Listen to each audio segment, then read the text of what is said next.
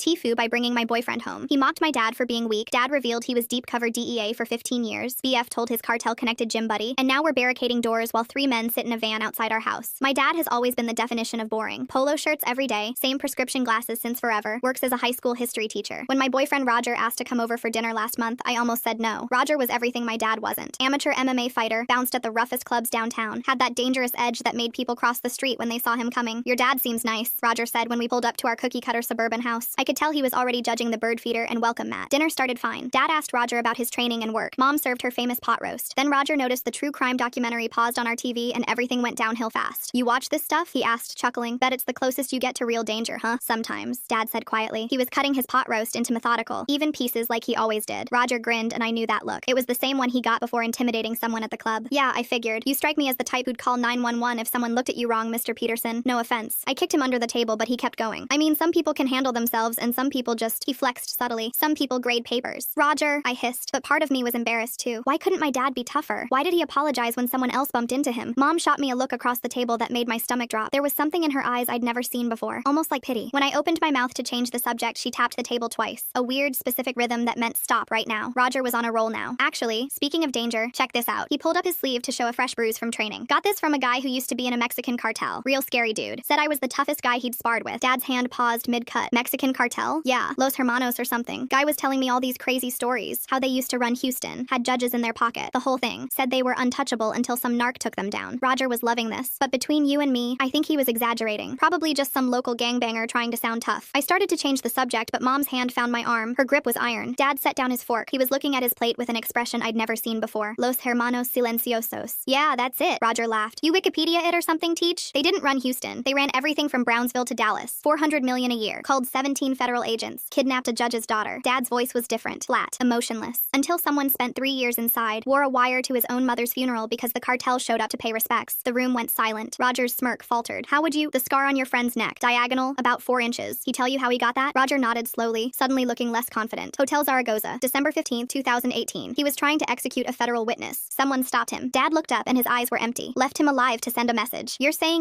that judge's daughter they kidnapped? Dad continued. Patty Jacobs, 14 years old. Honor student. They had her for 6 days before someone got her back. Carried her out of a warehouse in Matamoros while 11 cartel members bled out around them. Mom stood up and walked to the hallway closet. I heard her moving boxes. She came back carrying a small wooden frame I'd never seen before. Inside was a medal I didn't recognize and a folded American flag. Dad, Tom said softly. Don't. Show him, she said simply, setting it on the table. Next to it, she placed a photograph. A little girl hugging a man whose face was obscured, but I recognized the watch. Dad's watch. That history I teach? Dad said, still in that empty voice. Lived it for 15 years. DEA, deep cover. The teacher thing isn't a cover story. It's what I chose after I got tired of watching people die. After Christine was born, and I decided being her father mattered more than being a ghost. Roger left without finishing dinner. Didn't even say goodbye. I sat there staring at this stranger wearing my father's face while Mom rubbed my back. Your father has done things, she said quietly. Things that still wake him up at night. That boring man you're embarrassed of? He's boring because the alternative is terrifying. I didn't know it at the time, but Roger's cartel friend had recognized my dad's name when Roger described our dinner, and some ghosts from Houston were about to learn that Tom Peterson was still very much alive. The next morning started like any other, except for the way Mom kept checking the windows. She'd pull back the curtain just enough to scan the street, then let it fall back into place. Dad sat at the kitchen table grading papers, red pen moving across essays with the same methodical precision he'd shown cutting his pot roast. I pushed cereal around my bowl, unable to eat. Everything felt different now. The man who helped me with algebra homework had carried a 14-year-old girl out of a cartel warehouse. The same hands that tied my shoelaces when I was 5 had apparently done things that still haunted him. My phone buzzed. Roger. I let it go to voicemail. Dad looked up from his papers. His expression was the same mild, patient look he always wore, but now I wondered what lay beneath it. Mom moved to the window again, this time lingering longer. The doorbell rang. We all froze. It was 7:23 a.m. Nobody came by this early. Dad set down his pen slowly. He and Mom exchanged a look that lasted maybe 2 seconds, but seemed to contain an entire conversation. She moved toward the stairs while he approached the door, stopping at the hall closet first. I watched him reach behind the winter coats and pull out something I'd never seen before, a small black case. He tucked it behind his back and peered through the peephole. His shoulders relaxed slightly. When he opened the door, our elderly neighbor, Mrs. Bernard, stood there holding a casserole dish. She smiled warmly, explaining she'd made too much breakfast casserole and thought we might enjoy some. Dad thanked her, took the dish, and watched her walk back to her house before closing the door. He returned the black case to the closet. Mom came back downstairs. They didn't need to speak. Whatever they'd been worried about, Mrs. Bernard wasn't it. I grabbed my backpack for school, desperate for normalcy. Dad offered to drive me, something he rarely did. I accepted, sensing this wasn't really optional. The drive started in silence. I watched familiar streets pass by, everything looking exactly the same yet completely different. When we stopped at a red light, Dad finally spoke. He told me that after last night, some people might remember his name. People who held grudges. He said it casually, like discussing the weather, but his knuckles were white on the steering wheel. At school drop-off, he waited until I had my hand on the door handle. Then he gave me 3 rules. Stay in groups. Don't go anywhere alone. Call immediately if anything felt wrong. The way he said it made my chest tight. I nodded and got out. When I looked back, he was still watching, making sure I made it inside. School passed in a blur. I couldn't focus on anything. In history class, I found myself staring at my teacher differently, wondering what secrets he might be hiding. Everyone seemed suspicious now. The security guard who usually joked with students. The janitor who knew everyone's name. What were their real stories? Roger texted 12 times. I finally read them during lunch. Apologies mostly. Said he felt sick about dinner. Wanted to talk. The last message made me go cold. My sparring buddy wants to meet your dad. Says they have history. I showed it to my best friend Catherine, leaving out the context. She thought Roger was being dramatic, trying to win me back. I wanted to believe her. After school, Mom picked me up instead of letting me take the bus. Another change. She drove a different route home, taking side streets I'd never seen her use. When I asked why, she just said traffic, but her eyes kept looking to the rearview mirror. At home, Dad was in the garage. He'd cleared out a section near the back and was doing something I'd never seen, shadowboxing. His movements were precise, economical, nothing like the showy techniques Roger practiced. These moves were designed for efficiency, not impression. He stopped when he saw me. For a moment, neither of us spoke. Then he asked if I wanted to learn some basic self-defense. Said it was good knowledge for any young woman to have. The timing wasn't coincidental, but I said yes anyway. We started simple. How to break a grip if someone grabbed my wrist. Where to strike if cornered. How to use everyday objects as weapons. His teaching style was the same as when he helped with homework. Patient, thorough, making sure I understood each concept before moving on. Mom watched from the doorway, arms crossed. When Dad showed me how to escape a chokehold, she stepped in to demonstrate the counter move. They moved together like dancers who'd rehearsed these steps before. Dinner was quiet. We ate leftover pot roast, the irony not lost on any of us. Dad's phone rang twice. Both times he checked the number and let it go to voicemail. The second time, Mom got up and unplugged the landline. That night, I heard them talking in their bedroom. Low voices, but I caught fragments. 3 years and statute of limitations, and they can't prove anything. Mom's voice was steady, practical. Dad's carried a weight I'd never heard before. There's something really odd about how quickly Roger's friend wants to meet Dad after just one dinner story. Makes me wonder what exactly Roger told him, and why this cartel guy is suddenly so interested in a suburban history teacher. I lay in bed thinking about Roger's message. His sparring buddy who wanted to meet Dad, who had history with him. The scar on the man's neck that Dad had known about. Hotel Zaragoza, December 15th, 2018. How did you remember dates like that unless they mattered? My phone lit up. Another text from Roger. This one just said, he knows where you live. I sat up, heart hammering. Started to get up to tell my parents, then stopped. Through my window, I could see a car parked across the street. It hadn't been there when we got home. The driver was just a shadow, but I could see the ember of a cigarette glowing in the dark. I watched for 20 minutes. The car didn't move. Neither did the driver. Just sat there, smoking, waiting. Finally, I crept to my parents' room. Dad answered before I could knock, like he'd been awake. I told him about the car. He moved to their bedroom window, staying to the side, peering out without being seen. Mom was already up, pulling on a robe. They had another of those wordless conversations. Then Dad told me to go back to my room, lock the door, and push my dresser in front of it. Said it was just a precaution. I did what he said, hands shaking as I struggled with a heavy dresser. Through my window, I could see Dad's silhouette moving through the house, checking windows, doors. The car across the street remained. At some point, I must have dozed off sitting against my dresser. I woke to the sound of a car door slamming. The vehicle across the street was pulling away. Dawn was breaking. We'd made it through the night, but I knew this was just the beginning. The morning sun felt wrong on my face as I pushed the dresser back from my door. My arms ached from sleeping propped against it. Downstairs, Mom was making breakfast like nothing had happened, but her movements were too quick, too precise. Dad sat at the table with his laptop open, fingers flying across the keyboard. I grabbed toast and watched him work. He was checking security camera footage from our neighbor's Ring doorbells, cross-referencing license plates, building a timeline. The boring history teacher was gone. This was someone else entirely. My phone vibrated. Roger again, this time with a photo attachment. My hand trembled as I opened it. The image showed 3 men sitting in what looked like a diner booth. One had a diagonal scar on his neck. Another wore sunglasses indoors. The third was Roger, looking pale and small between them. Dad glanced at my screen and his jaw tightened. He took my phone, studied the image, then handed it back. His fingers drummed once on the table, a pattern I'd never noticed before. Mom immediately moved to the window. School wasn't optional that day. Dad made that clear. Routine mattered. But he drove me again, taking a different route than yesterday. At drop-off, he scanned every car in the lot before letting me out. Inside my backpack, he'd tucked a small canister of pepper spray and a personal alarm. Legal, common items any father might give his daughter. The tactical pen he'd shown me how to use stayed in my pocket. First period dragged. I kept checking my phone, expecting another message from Roger. Nothing came. Catherine Sheen noticed my distraction and passed notes asking if I was okay. I nodded, forced a smile, tried to seem normal. The fire alarm shrieked during second period. Everyone groaned and filed out for what we assumed was another drill. But as we gathered on the football field, I noticed something wrong. The administrators looked confused, checking clipboards, making calls. This wasn't scheduled. I scanned the crowd of students, that familiar tightness returning to my chest. Movement near the parking lot caught my eye. A man in maintenance coveralls was walking between cars, but something about his gait seemed off, too purposeful, too focused. When he turned slightly, I glimpsed sunglasses beneath his cap. My hand found the pepper spray in my backpack. The man continued through the lot, pausing at each silver Honda like he was checking for something, or someone. When he reached the area where Mom had dropped me off, he stopped, pulled out his phone, and took photos. The all clear sounded, and we filed back inside. I texted Dad immediately, describing what I'd seen. His response came fast. Stay inside. Mom's coming. Catherine asked about my early dismissal when I got called to the office. I made up something about a dentist appointment, hating the lie, but knowing the truth was worse. Mom waited in the office, chatting casually with the secretary about fundraiser plans. Only I noticed how her purse stayed open, hand resting inside. The ride home took twice as long as usual. Mom drove seemingly random patterns through our suburb, doubling back, cutting through parking lots. She explained it calmly, like teaching me to parallel park. Always check mirrors. Never take the same route twice. twice. Know where you're going before you need to go there. At home, Dad had been busy. Nothing looked different from the street, but inside I noticed subtle changes. Small wooden wedges by each door. The decorative mirror in the entryway adjusted to show the porch. Kitchen knives moved to a magnetic strip within easy reach. He'd even rearranged furniture slightly, creating clear paths through each room while blocking direct lines from windows. We ate lunch in shifts, someone always watching the street. Dad showed me more self-defense moves, focusing on escapes and distance-creating techniques. Mom demonstrated how ordinary objects became tools. A rolled magazine, car keys between fingers. Even a coffee mug could buy precious seconds. Roger called that afternoon. Dad put it on speaker but gestured for me to answer. Roger's voice shook as he explained that his sparring partner, a man named Hector, had gotten very interested in our family after Roger mentioned dinner. Asked lots of questions. Wanted to know about Dad's work schedule, our routines, if we had dogs or alarm systems. Dad made notes while Roger talked. When Roger started apologizing, saying he didn't mean for this to happen, Dad cut him off with a gesture. I told Roger I had to go, that we'd talk later. We wouldn't. The rest of the afternoon passed in strange normalcy. Dad graded papers at the dining table where he could see both front and back doors. Mom prepared dinner, keeping her phone propped where she could monitor our doorbell camera. I did homework, trying to focus on calculus while my parents turned our suburban home into something else. Dinner was tense. We ate in near silence, forks scraping plates. Every car that passed made us pause. When headlights swept across our windows, Dad would glance up, track their progress, then return to his meal. The doorbell rang at 7:47 p.m. This time, Dad didn't hesitate. He moved to the side of the door while Mom guided me behind the kitchen island. Through the peephole, he studied whoever stood outside. His shoulders relaxed marginally. He opened the door to reveal Mrs. Bernard again, this time holding a package. She explained that it had been delivered to her by mistake. Dad thanked her, took the package, and watched her return home. But his expression when he closed the door made my stomach drop. We hadn't ordered anything. He set the package on the kitchen counter and carefully examined it. No return address. Our names spelled correctly, but written in block letters. He got a knife and delicately cut the tape, peeling back cardboard flaps like diffusing a bomb. Inside was a Houston Astros cap. Nothing else. Just a worn baseball cap that made Dad go very still. Mom moved closer, saw the cap, and immediately pulled out her phone. She spoke quietly to someone, using terms I didn't understand. Grid references, time windows, asset confirmation. Dad lifted the cap carefully. Underneath was a photo. Him, years younger, standing next to a car. The photo was burned around the edges except for his face, which remained untouched. A message without words. They sent me upstairs while they made calls. I sat on my bed, door cracked, listening to fragments of conversation, old names mentioned, contingency plans discussed. At one point, Mom's voice rose sharply before Dad calmed her. Whatever they were planning, they disagreed on approach. Sleep came in fragments that night. Every sound jolted me awake. Car doors, wind against windows. The house's normal settling became sinister. Around 3 a.m., I gave up and crept to my window. The street looked empty, but I knew better now. Empty didn't mean safe. Morning brought new challenges. Dad announced we were taking a family day, just the three of us. Mom packed a picnic basket while he loaded the car with more than seemed necessary for a day trip. Blankets, first aid kit, extra water, tools I didn't recognize. We drove for an hour, past city limits, into areas I'd never seen. Dad constantly checked mirrors while Mom navigated using paper maps instead of GPS. They communicated in half sentences, years of partnership evident in their shorthand. We stopped at a state park, nearly deserted on a weekday. Dad chose a picnic spot with clear sightlines in all directions. While Mom unpacked food, he walked the perimeter, noting access roads, checking cell signal strength. Always the teacher, he explained what he was doing. Situational awareness, exit strategies, the vocabulary of a life I was just beginning to understand. Lunch was almost pleasant. We sat on scratchy blankets eating sandwiches while Dad told stories about his teaching career. Safe stories. But I heard the gaps now, the years he glossed over, the vague explanations for moves and job changes. Mom added details occasionally, painting a picture of a man trying to build a normal life on an abnormal foundation. The drive back took a different route. Dad stopped at a storage facility I didn't know we used. He went inside alone while Mom and I waited in the running car. He returned carrying a small duffel bag that he placed in the trunk without explanation. Dad's running security checks on Ring footage while making breakfast prep look like a contact sport, and suddenly Roger's in a diner photo looking like the world's most uncomfortable sandwich filling between two scary guys. At home, everything looked normal. No strange cars, no packages, but the tension remained. Dad unpacked the duffel in their bedroom while Mom started dinner. I heard metallic clicks, zippers, the sound of items being organized. Roger texted again that evening. A longer message explaining that Hector and two friends had been asking about our family all day. Wanted to know if Dad had any old friends visit, if he ever talked about Houston, if we had vacation plans. Roger swore he hadn't told them anything else, but the damage was already done. We developed new routines over the following days. Different routes to school, varied pickup times, random errands that seemed purposeless but let us check for surveillance. Dad taught me to notice things. The same car at different locations. People who turned away too quickly. Patterns that didn't belong. School became a challenge. I couldn't explain why I insisted on sitting where I could see doors. Why I jumped at unexpected noises. Catherine grew concerned, but I deflected with excuses about stress, college applications, normal teenage problems. The second package arrived on a Thursday. This time at school, handed to me by the office secretary who said someone dropped it off for me. No name, no explanation. Just my name in those same block letters. I texted Dad immediately. He arrived within minutes, still in his teaching clothes but moving with purpose that made other parents step aside. He took the package without opening it, guided me to the car, and drove home in silence. Inside, with doors locked and blinds drawn, he opened it carefully. A child's drawing. Crayon figures of a family, 3 people holding hands, but the father figure was crossed out in red. Below it, coordinates written in precise numbers. Mom looked at the coordinates on her phone. Her face went pale. It was the warehouse in Matamoros, where Dad had carried out Patty Jacobs, where 11 men had died. They argued that night. Real arguing, not their usual quiet discussions. Mom wanted to leave, start over somewhere new. Dad insisted running would only delay the inevitable. Old ghosts ghosts had found them. Running meant looking over shoulders forever. I sat on the stairs listening, understanding finally why Dad had chosen boring, why he apologized when bumped, why he avoided conflict, not from weakness but from strength. He knew what he was capable of and chose differently, until now. The third car appeared on Saturday, different from the others, older, with Texas plates. It parked 3 houses down and stayed. Dad noted the arrival but didn't react beyond that. We maintained routines, groceries, errands, normal suburban life with an undercurrent of preparation. That night, Mom showed me things I never expected to learn. How to barricade a door properly, which windows offered the best exit routes, where they'd hidden emergency supplies. She spoke matter-of-factly, like teaching me to do laundry. Essential life skills for their daughter. Sunday brought visitors, not threatening ones, but still unexpected. A couple Dad's age arrived in a rental car, looking like tourists who'd gotten lost, but the way they moved, checked surroundings, approached our door, told a different story. Dad let them in without hesitation. They spoke in the kitchen while I was sent upstairs, but voices carried references to Houston, to old operations, to debts owed and favors available. When they left, Dad looked older somehow. Whatever they'd offered, he'd declined. The pattern continued through the week. Surveillance cars rotating, packages arriving with increasing frequency, each containing some reminder of Dad's past. Photos, news clippings, items whose significance I couldn't grasp, but that made my parents exchange dark looks. Roger stopped texting after that second week. Catherine told me he'd dropped out of his MMA gym suddenly, moved back with his parents in another state, or so the story went. I wondered what really happened but didn't ask. Some answers were better left unknown. Dad's teaching changed too. His self-defense lessons became more intense. Less about escape, more about ending threats quickly. He taught me to think tactically. Multiple attackers, confined spaces, using environment as weapon. Mom participated now, showing techniques that spoke of her own training. We installed new locks, reinforced doors, security film on windows that would hold even if glass shattered. Each upgrade subtle, nothing that would alarm neighbors, but our suburban home was becoming something else. A fortress disguised as normalcy. The watchers grew bolder. Sometimes they'd sit in cars for hours. Other times they'd walk past, taking photos openly. Dad documented everything. License plates, faces, times, building a file for reasons he didn't share. One evening, while Mom was at the grocery store, a man approached our front door. Not sneaking, just walking up like a salesman or delivery person. Dad watched through the peephole as the man stood there, not knocking, just waiting. After 5 minutes, he left something on our porch and walked away. It was a bullet, just one. Standing upright on our welcome mat like a tiny monument. Dad photographed it, then swept it into an evidence bag with practiced movements. Another message, another escalation. Mom returned with groceries and something else. A woman I'd never seen before sat in our living room when I came downstairs. Ordinary looking, middle-aged, could have been someone's aunt, but her eyes tracked everything, and when she stood, her jacket shifted enough to show a holster. She introduced herself only as a friend from the old days, someone who owed Dad favors. She'd be staying nearby for a while, she said, just visiting the area, the kind of visit where someone watched our house at night while we slept. School became my only escape, but even that felt tainted. I caught myself using Dad's techniques constantly, noting exits, watching shadows, sitting where I could see approaches. Catherine finally confronted me, worried about my behavior. I wanted to tell her everything but couldn't. How do you explain your boring father used to be someone else? That your family was living under siege in suburbia? The fourth week brought a new development. Hector himself appeared, not hiding, not watching from cars. He stood across the street in broad daylight, smoking a cigarette, making sure we saw him. When Dad emerged to get the mail, they stared at each other across suburban asphalt like gunfighters. Neither spoke, neither moved beyond necessary actions, but messages were exchanged in that silence. After 10 minutes, Hector dropped his cigarette, crushed it deliberately, and walked away. Dad returned inside with the mail and immediately made calls. That night, we had a family meeting. Dad explained what was coming. Not details, but enough. The watchers were done watching. Whatever they planned would happen soon. We had options. Mom's friend could take me somewhere safe. They could handle what came next. I refused. This was my family, my home. Whatever was coming, we'd face it together. Mom argued. Dad stayed quiet, but I saw something in his eyes. Pride, maybe, or recognition. His daughter choosing to stand rather than run. We prepared differently after that. Less about defense, more about offense. Dad showed me where they'd place things. Weapons disguised as everyday objects. Escape routes if needed. Rally points if separated. The boring history teacher was gone completely now, replaced by someone who'd survived 15 years in hell. The final package arrived on a Tuesday, hand-delivered by Hector himself, who rang the doorbell and waited politely like a neighbor. Dad opened the door, accepted the package, and they exchanged brief words I couldn't hear. Hector smiled, tipped an imaginary hat, and left. Inside was a single item, a photo of our family at last year's school fundraiser, the kind any parent might have on their desk, except our faces were circled in red, all three of us. No more messages about just Dad. They'd escalated to the final level. That night, I heard Mom crying for the first time in my life, quiet sobs behind their bedroom door, Dad's low voice offering comfort, the weight of choices made long ago pressing down on our suburban home. Morning came too soon. Dad made breakfast like always. Mom packed lunches. I gathered homework, normal actions with trembling hands. We all knew something had shifted. The watching was over. Whatever came next would come fast. Dad drove me to school, but we didn't go straight there. He stopped at the bank, withdrew cash, stopped at a lawyer's office, signed papers, stopped at the storage unit, retrieved another bag, preparing for aftermath, whatever form it took. At school drop-off, he held my hand longer than usual, reminded me of our plans, our signals, our rally points, told me he was proud of who I'd become, the kind of words fathers say for weddings or graduations, not Tuesday mornings. I wanted to skip school, stay home, face whatever was coming together, but he insisted. Routine mattered. Besides, school was safer. Public. Witnesses. They wouldn't move there. Probably. Classes blurred together. I texted Mom every hour, getting responses that seemed normal but felt forced. Catherine noticed my distraction, tried to cheer me up with gossip and jokes. I smiled, played along, counted minutes until dismissal. The secretary called me to the office during last period. My heart hammered as I gathered my things, but it was just Mom, smiling tightly, signing me out early for another appointment. We walked to the car normally, her hand light on my back, guiding but not pushing. The drive home was silent. Mom took the direct route this time. No evasion, no doubles back. When I asked why, she simply said it was time. Whatever had been building for weeks would resolve today. The waiting was over. Our street looked normal as we turned onto it. Kids playing. Something feels off about Dad turning down help from those old friends who showed up. Why refuse backup when Hector's crew is clearly escalating? The timing of Roger suddenly vanishing and that woman with the holster appearing seems too neat, like pieces being moved on a board we can't fully see. Sprinklers running, suburban life continuing unaware. But I noticed things now. The unfamiliar van parked near the corner. The way Mrs. Bernard's blinds were drawn tight. The absence of the usual dog walkers. Dad's car was already in the driveway. He stood in the garage, door open, working on something at his workbench. The picture of suburban normalcy. But I saw the tension in his shoulders. The way he positioned himself to see approaches. The casual placement of tools within reach. We pulled in beside him. Mom's hand found mine as we exited. Squeezed once. A message without words. Together we walked into our house. Into whatever was waiting. Into the end of one story and the beginning of another. Inside, everything looked normal. Afternoon sun through windows. Mail on the counter. The ordinary details of our ordinary life. But underneath, currents of preparation, of readiness, of family preparing to defend what mattered. Dad closed the garage door with deliberate finality. Locked it. Set the alarm. Small actions that felt larger. Drawing boundaries. Making choices. The boring history teacher was gone, but the father remained. Different skills, same purpose. We settled into position without discussion. Dad in the living room where he could see front and back. Mom in the kitchen with sight lines to the garage and side door. Me upstairs where I could monitor the street and access the attic if needed. Not hiding, watching, waiting. The house felt different. Charged. Like the moment before lightning strikes. Every sound amplified. Every movement deliberate. We were ready for whatever came next. Together. My phone buzzed. Unknown number. I almost ignored it. Then remembered Dad's instructions. Information mattered. Even from enemies. Especially from enemies. The message was simple. 1 hour. I called down to Dad. He climbed the stairs, read the message, nodded once. 1 hour. After weeks of watching and waiting, we had a timeline. He squeezed my shoulder, reminded me of our signals, then returned to his position. Time moved strangely. Minutes felt like hours. Seconds like minutes. I watched the street, noting each car, each pedestrian. The van hadn't moved. No new vehicles appeared, but I knew they were coming. The calm before. 45 minutes. Mom brought me water, checked window locks, adjusted curtains slightly. Her movements were economical, purposeful. She'd done this before, I realized. Maybe not exactly this, but something close. Dad wasn't the only one with a past. 30 minutes. A text from Catherine asking about homework. I responded normally, maintaining the illusion. Part of me wanted to warn her, tell her to stay away, but that might draw attention. Better to seem unaware. To play the part of normal teenager in abnormal circumstances. 15 minutes. Dad moved through the house, checking positions, testing locks. He paused at my door, gave me a look that said everything. Love, pride, determination. Then continued his rounds, the teacher preparing his final lesson. 10 minutes. The street remained quiet. Too quiet. Even the birds had stopped singing. Mom called up that she was making tea. Such a normal thing. But I heard the undercurrent. Tea meant she was in position. Ready. 5 minutes. Movement caught my eye. Not the van. Not a car. Mrs. Bernard, stepping onto her porch with a watering can. Nothing unusual except the time. She never watered plants in late afternoon. Dad had noticed too. I heard him shift positions below. 3 minutes. My hands were steady as I checked my phone again. No new messages. Just the countdown in my head. The pepper spray in my pocket. The tactical pen in my hand. Small protections against large threats. 1 minute. The van's engine started. No other movement. Just that single sign. They were coming. However many. Whatever they planned. The waiting was over. A car turned onto our street, moving normally. Not speeding. Not suspicious except for the timing. It passed the van without stopping. Passed Mrs. Bernard without slowing. Pulled into our driveway like 1,000 deliveries before. 3 men exited. Hector and 2 others. They didn't rush. Didn't sneak. Just walked to our front door like invited guests. The doorbell rang. Its normal chime somehow ominous. Dad answered. I couldn't see from my position, but I heard voices. Calm. Conversational. The kind of discussion that happened every day in suburbia, except for what lay beneath. They entered. I heard footsteps. Multiple sets. Moving into our living room. Sitting down. The creak of furniture. The clink of Mom's tea service. Hospitality extended even now. Especially now. Voices rose and fell. Not angry. Not threatening. Just talking. But I caught fragments. Houston. Debts. Messages. The past reaching into the present. Demanding resolution. Then silence. Long enough that I almost crept to the stairs. Almost broke position. But Dad had been clear. Trust the plan. Trust each other. Trust that boring could be a choice, not a weakness. Movement again. Footsteps. The front door opening. I risked a look through my window. The 3 men were leaving, walking calmly to their car. Hector paused at the driver's door, looked up at my window, and nodded once. Acknowledgement, conclusion, goodbye. They drove away. The van followed minutes later. The street returned to normal. Kids resumed playing. Birds sang again. Suburban life continued, unaware of what had just shifted. I found my parents in the kitchen. Dad was washing teacups. Mom was putting away the good china. They moved normally, but I saw the relief in their shoulders. The release of weeks of tension. They explained simply. Debts had been discussed. Old grievances aired. Accommodations reached. Not friendship, not forgiveness, but understanding. The kind that came from professionals recognizing each other across changed circumstances. Hector had lost brothers in Matamoros, wanted revenge, spent years planning. But seeing Dad now, seeing us, seeing what he'd built and why, had shifted something. The man who'd carried Patty Jacobs out of hell had paid his own prices, had chosen different paths, had earned something Hector understood, even if he couldn't forgive. There would be no more packages, no more watchers, no more threats. The message had been delivered, the debt acknowledged. The past, while not buried, would stay where it belonged. We ate dinner together that night. Real dinner, not the tense meals of recent weeks. Dad told stories about his students. Mom laughed at his jokes. I complained about homework, normal sounds in a normal house, but underneath things had changed. I'd seen my father's other face, learned my mother's capabilities, discovered my own strength. The boring facade facade remained, but I understood now what it protected, what it cost, what it meant. Roger never came back. His apartment stayed empty. His things eventually cleared out by strangers. I heard rumors he'd moved across the country, started over, learned hard lessons about the stories people carry, about the dangers of assumptions, about the price of arrogance. Catherine noticed changes in me, said I seemed more confident, more aware, more myself somehow. I couldn't explain that I'd learned who I was by discovering who my parents had been. That boring was a choice made by interesting people. That strength sometimes looked like weakness to those who didn't understand. The self-defense lessons continued, but differently now. Less urgent, more thorough. Skills passed down not from immediate need, but from wisdom. From parents who knew the world's edges to a daughter who might never need to visit them, but would be ready if she did. Months later, I was cleaning my room when I found the photo Hector had left. Our family at the fundraiser. Circles faded, but still visible. I almost threw it away, then stopped, tucked it into my journal instead. A reminder, a warning, a promise. My dad was still boring, still wore polo shirts, still graded papers with meticulous care, still apologized when bumped, but I saw him differently now. Saw the choice in every ordinary action, the strength in every mundane moment, the love in every normal day. Some fathers protected their children from monsters under the bed. Mine had been the monster once, then chosen to become the bed instead. Solid, stable, safe, boring by design, extraordinary in its ordinariness. The bird feeder still hung by our front door. The welcome mat still said, "Home sweet home." But I knew now what those simple things guarded, what they represented, what they cost. And I was grateful for every boring moment. I need to create the ending section that resolves the established plot about the family facing cartel revenge threats. The middle section ended with the three men, Hector and two others, arriving at the house after a 1-hour warning. I must continue from this exact moment and maintain 97% action until near the end. The conversation downstairs stretched on. I counted heartbeats, watching through my bedroom window as Mrs. Bernard continued her suspicious plant watering routine. Her movements were too deliberate, checking our driveway between each pot. Dad's voice carried up occasionally, steady and measured, but I couldn't make out words. 20 minutes passed. The tactical pen grew slick in my palm. Movement outside caught my attention. The van from earlier was circling back, creeping past our house at walking speed. The driver's face was obscured, but I recognized the surveillance pattern Dad had taught me to spot. Footsteps on the stairs made me tense. Mom appeared in my doorway, her expression carefully neutral. She gestured for me to follow her to the hallway, positioning us where we could see both the staircase and the attic access. Her hand rested on the small of her back where I'd seen her tuck something earlier. The voices below grew louder, not shouting, but intense. I heard furniture scraping across hardwood. Mom's jaw tightened. She motioned for me to stay put while she moved to the top of the stairs, peering down without exposing herself. Mom's got something tucked in her waistband while doing the world's most casual hallway patrol. Guess PTA president wasn't her only past job title after all. A door slammed. The garage. Dad's security system chimed its warning. Someone had breached the side entrance. Mom pulled me back into my room, quickly but calmly barricading the door with my dresser. She pointed to the window. Our predetermined escape route if needed. Heavy footsteps thundered up the stairs, not Dad's measured gait. Mom positioned herself between me and the door, pulling a compact pistol from her waistband. The same practiced ease I'd seen when she demonstrated self-defense moves. The doorknob rattled, stopped. A shoulder hit the door hard, but the dresser held. Mom tracked the sound with her weapon, completely transformed from the woman who made pot roasts and attended PTA meetings. Glass shattered downstairs, multiple windows by the sound. The house alarm shrieked to life. Through my window, I saw two more men climbing out of the van, heading for our front door. The quiet suburban street had become a battlefield. Mom made a decision. She yanked open my window, scanning the roof tiles below. Clear. She helped me through, then followed with surprising agility. We crawled along the sloped surface to the oak tree Dad had specifically maintained for this purpose, thick branches reaching toward the house like escape routes. As we descended, I glimpsed chaos through the windows. Furniture overturned, Dad grappling with one of Hector's men in the kitchen. The boring history teacher moved with lethal efficiency, using the confined space to his advantage. We hit the ground running. Mom led us not to the street but through the Johnsons' backyard, following a route we'd only discussed in theory. Behind us, I heard shouting, the alarm still wailing, Mrs. Bernard's voice calling 911 with suspicious readiness. The storage unit was our rally point. Mom had the key ready before we even reached it. Inside, more surprises. A older sedan I'd never seen, keys in the ignition, go bags already loaded. They'd prepared for this possibility down to the smallest detail. Mom started the car while I watched the entrance. No pursuit yet. She drove carefully, obeying every traffic law. Just another suburban mom running errands with her daughter. Only her white knuckles on the steering wheel betrayed the tension. My phone buzzed. Dad. A single word that meant he was safe and heading to the secondary location. Mom visibly relaxed, though she maintained her vigilance. We drove in expanding circles, checking for tails, before heading to the predetermined safe house, a nondescript apartment Dad had apparently maintained for years. He was already there when we arrived, moving stiffly but intact. A cut above his eye was the only visible damage. He hugged us both fiercely, then immediately began checking windows, setting up sight lines, reverting to operator mode. Mom tended his wound while he made calls, short-coded conversations with people whose names I didn't recognize, old contacts, favors called in, a network awakening after years of dormancy. Within an hour, he had intelligence flowing in. The situation was worse than expected. Roger hadn't just mentioned our dinner conversation. He'd been feeding information to Hector for weeks, trying to impress his new friends with insider knowledge about a former DEA agent. Every detail about our routines, our home layout, Mom's schedule, my school, all sold for Jim credibility and tough guy approval. But Hector had made mistakes too. The home invasion was sloppy, emotional, driven by revenge rather than planning. Multiple witnesses, clear fingerprints. The van's plates captured on every Ring doorbell on our street. Local police were already hunting for them, not because of Dad's past, but because they'd violated the suburban peace. We stayed in the safe house for 3 days. Dad coordinated with his network while Mom monitored news and social media. I did homework, maintaining normalcy even in chaos. The familiar routine of calculus problems felt surreal after crawling across rooftops. Updates trickled in. 2 of Hector's men arrested during a traffic stop, the van's description having been broadcast citywide. The third caught trying to cross back into Mexico. Hector himself remained at large, but his support structure was crumbling. On the fourth day, Dad received a call that changed everything. Roger had been found in his apartment, struck severely. Hector had discovered his information was incomplete, that Roger had held back crucial details out of some twisted sense of loyalty or self-preservation. The betrayer betrayed. Catherine texted constantly, worried about my absence from school. I crafted careful responses about a family emergency, hating the deception but understanding its necessity. Some truths were too heavy for friendship. A week passed. The apartment felt smaller each day. Dad grew restless, Mom quieter. We were safe but suspended, unable to move forward or back. Then came unexpected news. Hector had been arrested trying to hire local muscle for another attempt. His obsession had made him reckless. Predictable. The legal system moved slowly but inevitably. Charges piled up: home invasion, assault, conspiracy, interstate flight. Federal prosecutors, alerted by Dad's old contacts, took interest, not because of ancient cartel connections, but due to the current crimes. The past informed the present without defining it. We returned home after 2 weeks. The house felt different, violated. Mom and I packed while Dad supervised repairs. New windows, stronger doors, upgraded security systems. The suburban fortress rebuilt stronger than before, but we didn't stay. The decision had been made during those long nights in the safe house. This chapter was closing. Dad took a teaching position 3 states away. Similar suburb, similar school, similar polo shirts and boring routine, but we all understood now what lay beneath that careful construction. The move happened quickly. Professional movers who didn't ask questions about the reinforced door frames or the subtle modifications throughout the house. Our neighbors watched sadly, believing the cover story about a job opportunity too good to refuse. Mrs. Bernard brought cookies on our last day, pressing them into Mom's hands with knowing eyes. She'd been a refugee once, she mentioned casually, understood about fresh starts, about leaving the past behind, about the price of peace. Catherine cried when I told her, promised to stay in touch, made plans to visit that we both knew would fade with distance and time. Some friendships couldn't survive certain truths. I hugged her goodbye, mourning the innocence we'd both lost in different ways. The drive to our new home took 2 days. We stopped at anonymous motels, paid cash, maintained vigilance even though the immediate threat had passed. Old habits, hard-earned paranoia. The cost of Dad's former life would always shadow us, but we'd proven we could face it together. Our new house was smaller but had better sightlines. Dad walked the perimeter that first night, noting escape routes and defensive positions. Mom unpacked with strategic precision, keeping essentials accessible. I chose a bedroom with windows facing 2 directions and a closet that could be barricaded. School started the following week. New faces, new teachers, new opportunities to be nobody special. I sat where I could see exits, kept my back to walls, noticed things other teenagers missed. But I also laughed at jokes, made tentative friends, began building a new normal. Dad resumed his boring persona with practiced ease, coaching chess club, grading papers at the kitchen table, apologizing when bumped in hallways. But sometimes I caught other teachers watching him, sensing something beneath the surface they couldn't quite identify. Mom found work at a local clinic, her nursing skills rusty but recoverable. She made friends with careful deliberation, maintaining distance while projecting warmth, the balance of connection without exposure, a skill I was learning to emulate. Months passed. The sharp edges of fear dulled into watchfulness. We developed new routines, new favorite restaurants, new shortcuts through unfamiliar streets. Life accumulated in small moments, normal moments, boring moments we'd earned through blood and preparation. Roger sent a letter once, forwarded through our old address, an apology written in shaky handwriting. He'd lost partial vision in one eye, walked with a permanent limp, consequences of betrayal from both sides. I read it twice, then gave it to Dad to burn. Some bridges couldn't be rebuilt. Hector got 15 years, federal time, no parole. The news came through Dad's network, delivered without fanfare. Justice served not through revenge, but through the system Dad had once served. The irony wasn't lost on any of us. We never spoke about returning to our old life. That door had closed the moment Roger opened his mouth at dinner. But we also didn't live in fear. We lived in readiness, in awareness, in the knowledge that boring was a choice we made daily. I graduated high school with honors, gave a speech about resilience that made Mom cry and Dad stand a little straighter, chose a college close enough to visit but far enough to grow, started studying criminal justice, to Dad's surprise and Mom's knowing smile. The night before I left for college, we sat on our back porch watching fireflies. Dad wore his usual polo shirt. Mom sipped tea from her favorite mug. I memorized their faces. These people who'd taught me that strength came in many forms. They'd given me tools, not just the tactical pen or self-defense moves, but deeper skills. How to read people, how to trust carefully, how to build a life worth defending, how to choose boring when the alternative was chaos. I packed my dorm room with the same strategic precision Mom had taught me. Exits noted, defensive positions identified, but also with posters and photos and all the trivial decorations of a normal college freshman. Balance in all things. My roommate chattered about boys and parties while I nodded and smiled. She had no idea about the pepper spray in my backpack or the escape routes I'd already mapped. Didn't need to. My boring was my choice, my shield, my inheritance. Sometimes I wondered about the girl I'd been before that dinner with Roger, embarrassed by her father's apparent weakness, blind to the strength in choosing peace. That girl felt like a stranger now, naive and impossibly young, but I was grateful to her too. Her blindness had protected her, let her have a childhood unmarked by vigilance. Dad's greatest gift hadn't been teaching me to fight, but allowing me to grow up feeling safe enough not to need to. Now I carried both versions of myself, the innocent and the aware, the protected and the protector, the girl who'd wanted a dangerous boyfriend and the woman who understood that real danger didn't announce itself with swagger. My phone buzzed, a text from Dad, just checking in, making sure I'd arrived safely, reminding me about the campus security escort service. Normal parent concerns with abnormal weight behind them. I responded with reassurances and a heart emoji. Outside my window, other freshmen hauled belongings into dorms, laughing, carefree, unaware of the various histories surrounding them, the secrets their peers carried, the stories hidden beneath boring surfaces. I envied and pitied them in equal measure. daughter. That night, lying in an unfamiliar bed, I thought about transformation, how a single dinner could shatter illusions, how danger could unite a family, how boring could be the highest form of strength, how love could look like teaching your daughter to survive. My dad was still boring, would always be boring. Polo shirts and red pens and parent-teacher conferences, but I knew now what that boring protected, what it cost, what it meant, and I was proud to be his daughter. The next morning, I woke to my roommate's alarm and the bustle of dormitory life. Classes to attend, friends to make, a future to build on the foundation my parents had provided, a normal life constructed with abnormal care. I chose my clothes thoughtfully, dressed like every other freshman, jeans and a college sweatshirt. Nothing tactical, nothing that suggested the skills I carried. Just another boring student beginning another boring day. And I was perfectly content with that choice. I appreciate you letting me toss in my 2 cents along the way. It's been a trip. Subscribe for more content like this. Catch you in the next adventure.